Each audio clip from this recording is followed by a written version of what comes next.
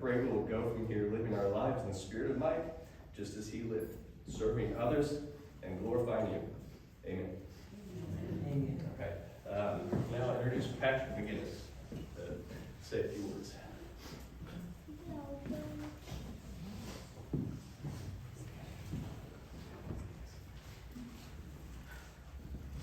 Well, first off, my condolences to all of you. I can't imagine your loss. I am filled with hope, however, in the fact that all of you can't imagine that loss, and you can then share that pain together. And it is my hope that you pour into one another as long as you can be together here today, and that you may lift each other up in the midst, because I do think that's the way God planned it. So, you might be asking me, what am I doing here? And I'm honored. I don't know. I'm going to trust that God has me here for the right reason, and trust that I can say words that would honor Mike and your family and give you some peace. I got to talk with family and got to ask them, what do they hope from today? And I know that's a terrible question.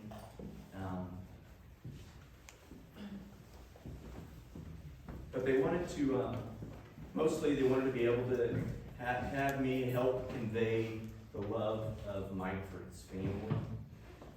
That was loud. A loud love of his family. They wanted me to be able to share with you the love that he had for his wife Linda, for his kids Leah and Bethany, for his sons-in-law Andrew and Kyle, for his grandkids Kennedy, Abby, Lucy, and Mabel. They all loved their papa. They wanted to convey that he was passionate. He was passionate with his love for his brothers and his whole family, which is obvious in here. I am humbled to be in this presence. They wanted you to remember his hugs, his big hugs and his big stories, especially his big fish stories. His vibrance. He was always the life of the party. His passion towards everything that he focused on, whether it be cars, fast cars, he loved to drive, bowling, fishing, softball, dancing, you name it, he went all out, and he was passionate about it. If I could only have someone say about me, as a friend has said about him, he was the most soulful white guy he's ever seen.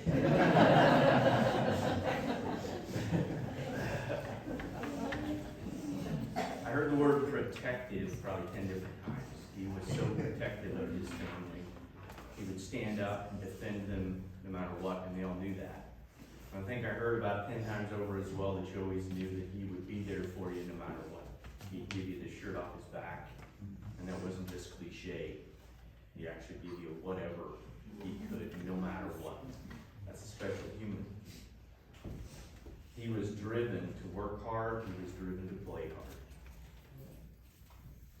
And then I also think I probably heard 10 different times his honoriness. So I dug around a little bit to know exactly what that means, but I'm guessing you know far better than me. He had a big heart. He was looking, I'm going to slow that down because this is for me as much as you. He was looking to help. He would stop because he expected to be needed. He would find where he needed to be helped. We could all learn a lesson. No matter what, he would be there to help. I heard stories of helping a woman he found on the way to work. There was no time that was not okay to be a help. He knew that's what he was called to do, was to serve. They wanted to remember all the great times that were spent together, specifically the family, the vacations that they got to spend together, but all of those holidays and times together where, just walking in here and hearing the roar, I mean, it sounds like a Staub reunion, which is one of my family. The roar from outside made me feel at home. Anyway, just all of those allowed living life to its fullest moments. that you could remember and think of those things. They wanted to remember the highs and the lows. And isn't that truly what humanity is? The highs and the lows. They wanted you to be reminded and to remember everyone in this painful process and all the stuff in this painful process. Mike's accident, his suffering, his dark days, his cancer, and even his death. But to remember that those things don't lead to despair, even though sometimes we can get caught in it. But those things can lead to hope. That through all the trials in his life, all the trials in yours, there is peace to be found. Andrew, I asked 30 seconds before I came up here if I could borrow his joke. He told a joke yesterday.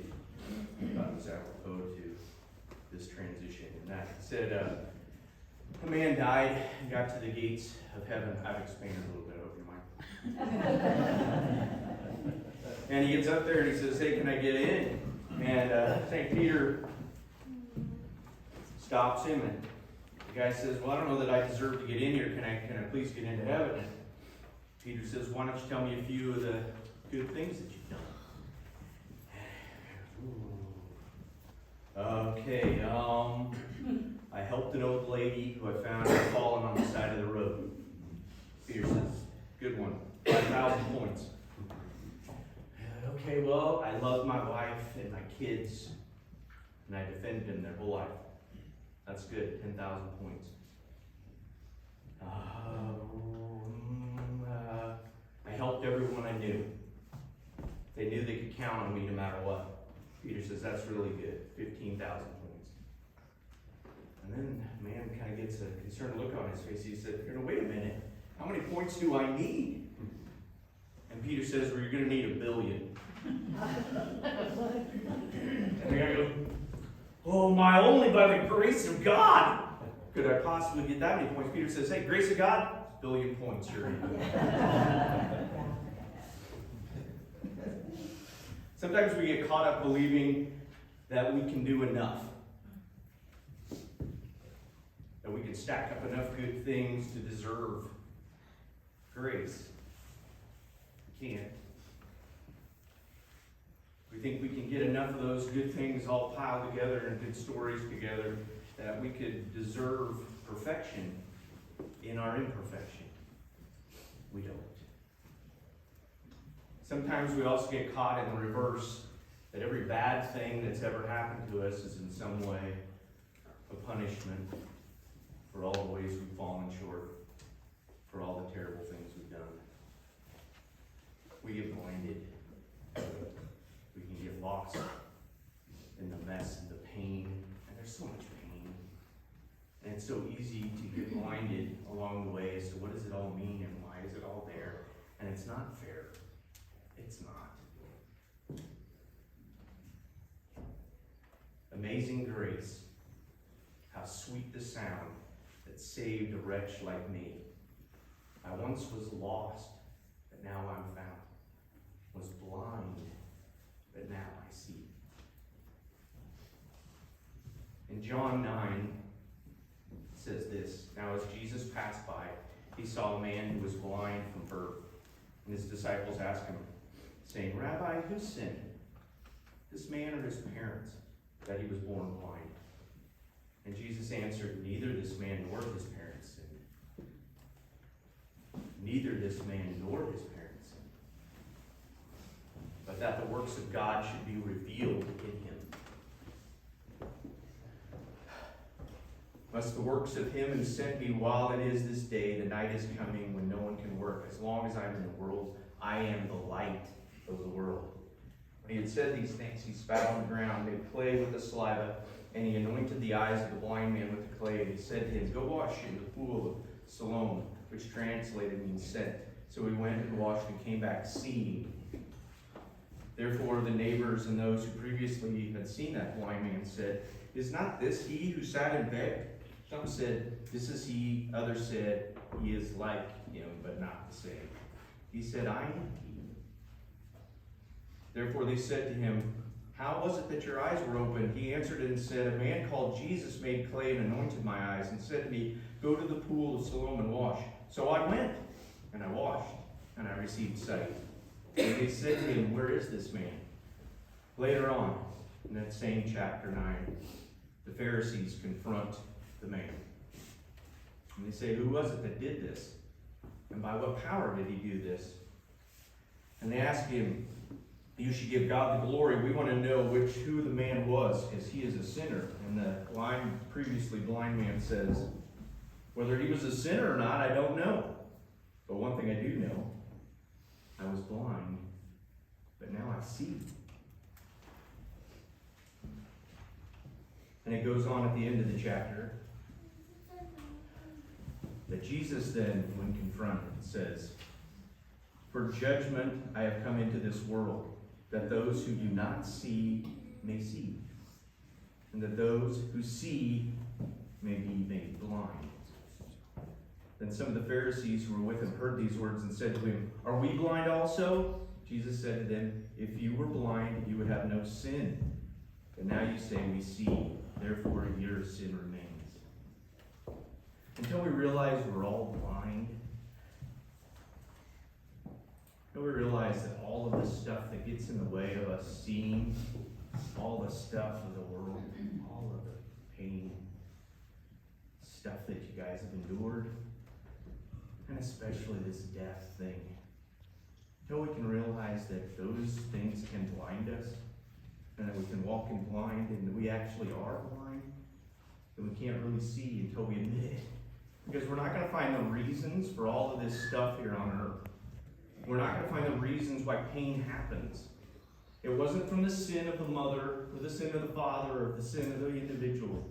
It's so that the glory of God might be shown in that man's life, and in Mike's life, and in your lives.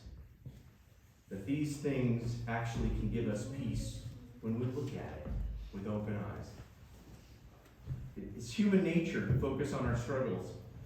But God, in the midst of our struggles, of our life-changing accidents, of depression, of cancer, even in death, offers us hope. In the midst, he offers us hope. Not after, in the middle.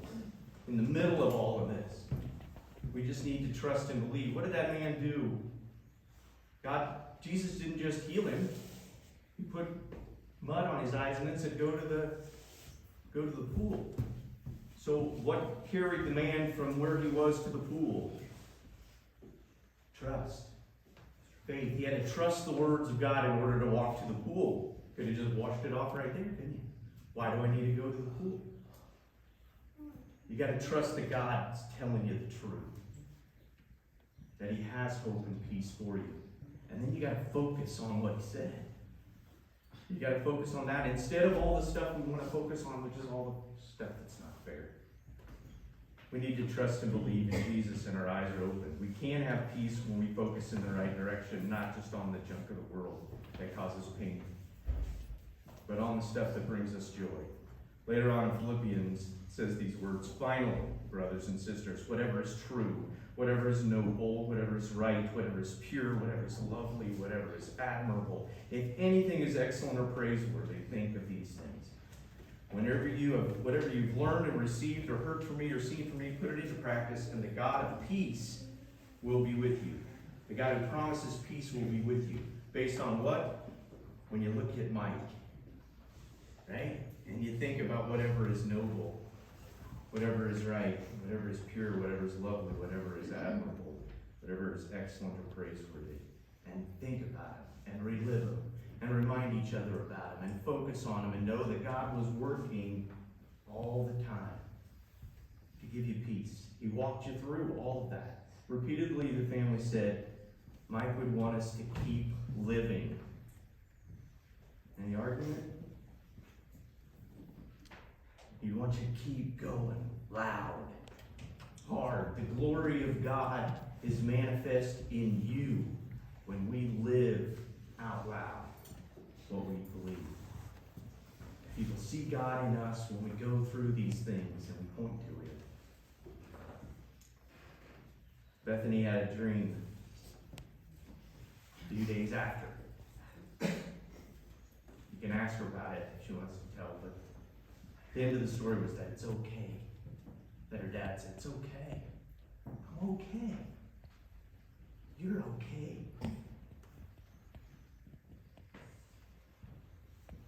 Make amends with those you love. Grace is forgiveness. God sent us to forgive. Make amends with those who you love. Because it won't matter when they're gone. All the stuff we hang on to. Today we honor the life of Michael Lee Beilman. Look at his life, at whatever is true, whatever is noble, whatever is right, whatever is pure, whatever is lovely, whatever is admirable, whatever excellent or praiseworthy. Talk about things with each other. You were designed to hold each other up. And remember that all lives, all of your lives, fit together in God's plan. And you can have peace today. And as Mike was known to say, go make someone feel better. Thanks for having me.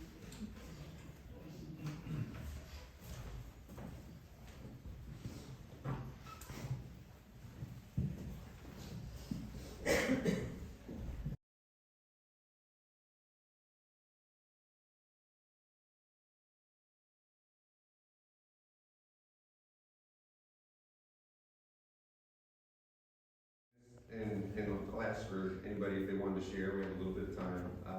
Any stories or thoughts about Mike that you had. But, me and Mike shared a lot of different good times and memories together. And, it started off in college when I started dating Leah. And first day I went to the house to pick her up and met Linda. And I was getting rushed out of the house before Mike got home. Because I think we talked about it a little bit, he's protective.